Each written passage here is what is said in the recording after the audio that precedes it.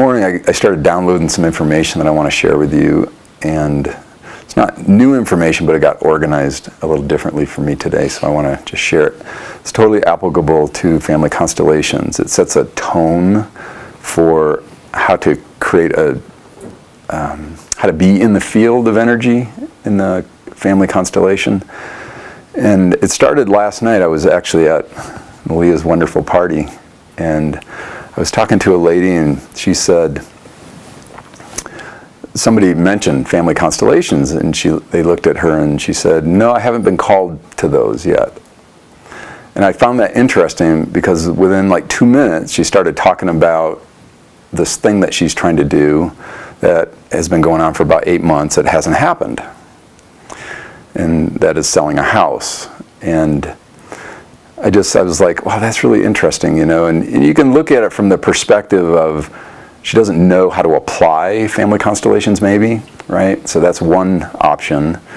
Another option might be that she's not receiving the information that's possible for her to understand, like, how to use constellations when people are talking about it, or when we're sharing, or just energetically, what does it represent for me, because I'm in the field of energy, right, when we're talking about it. So I started thinking about that, and I asked myself, you know, what is it about human beings that we either take in information or we don't take in information? What is it that we hear the message? You know, they always say the teacher shows up right when you need them. Well, I actually believe that the teachers are always there. It's when we're ready to receive the information that starts happening, okay? So I want to talk just for a moment about receiving information.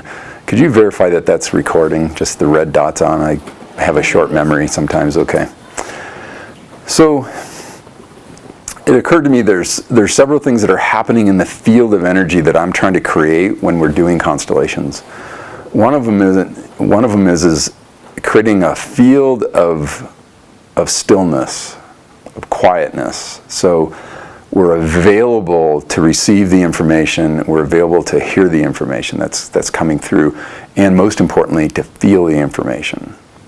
When we're born into this world, we're sensory beings. That means everything is felt. It's a felt sense. And then our certain aspects of our brain start coming online, and we start assigning language to things to try to communicate the message. And it could be Spanish or English or German, whatever the language is, but there's a way of communicating to the people that we're surrounded by. So the brain is picking up all this information that's going on and it's trying to organize it.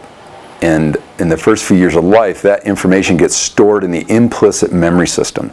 That means it's implied that that's the way life works to that individual, that child, that individual as they get older.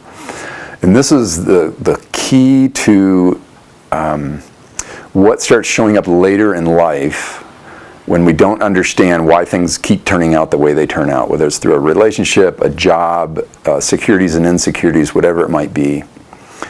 And these initial couple years are where that imprint comes from, okay?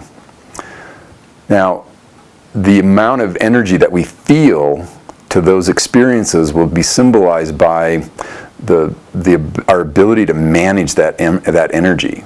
So when our diaper is dirty, we cry, and if it's dirty long enough, then we might cry a lot until the point where you just give up. Or if we're hungry, same kind of thing. That starts setting things in motion that say my needs will either get met or they won't get met. And that can be correlated later on over and over again with people that have a hard time with careers, with jobs, with relationships that don't last, and these kinds of things. Okay, there's an imprint there that's trying to work itself out. So one of the goals of this work is to open up while you're here, to be receptive to new information that's coming in. And how do we do that? Well, one of the ways is to feel in your bodies. To notice where your breath goes at any moment. Because if somebody, picks Robert, let's say he's never done a constellation, he's standing there, all of a sudden he can feel himself going numb or getting really happy or getting really sad. There's a feeling that goes with that information, right? I'm sad, and here's how I know that. I'm angry, here's how I know that. Okay, so the felt sense and the breath are the gateways to consciousness, in my opinion.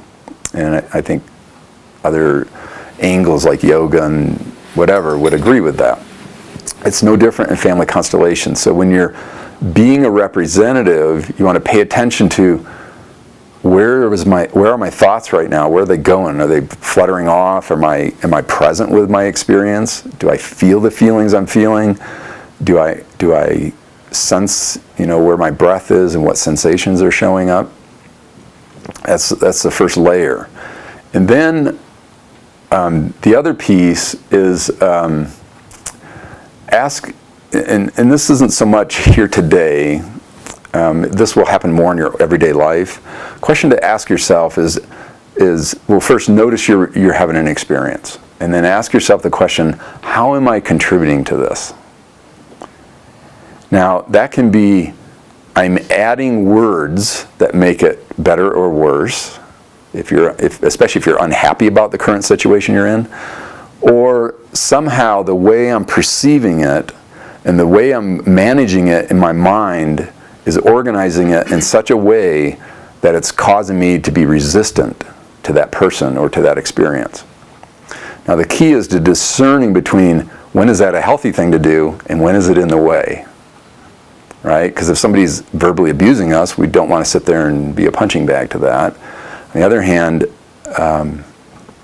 if there's information our body is reacting to, and we don't have a clue why we're reacting, we just know we're reacting, the move is to not get defensive, the move is to get curious about that experience. That curiosity opens a portal to new information coming in.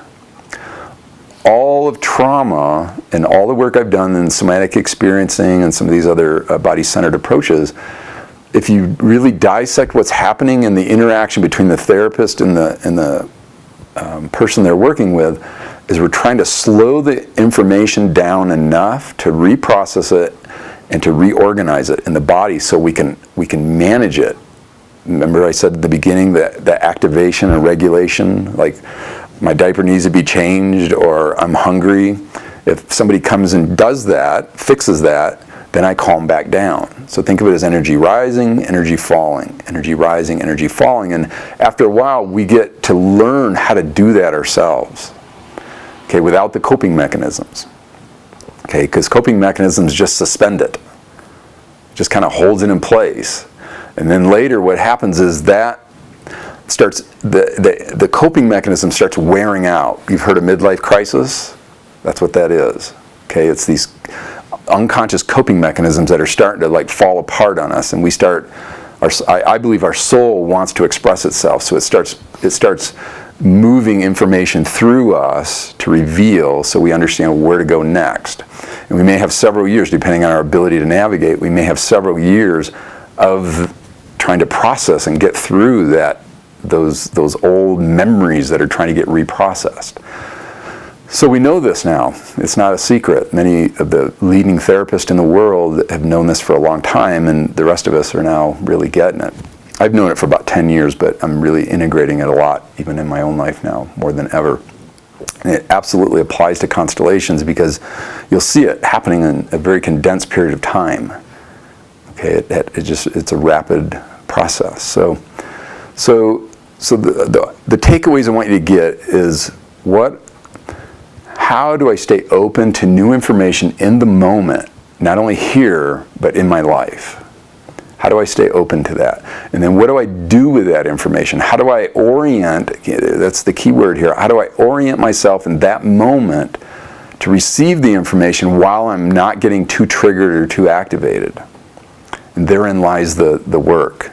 Because when we're triggered, it's like a freight train. Everybody agree with that?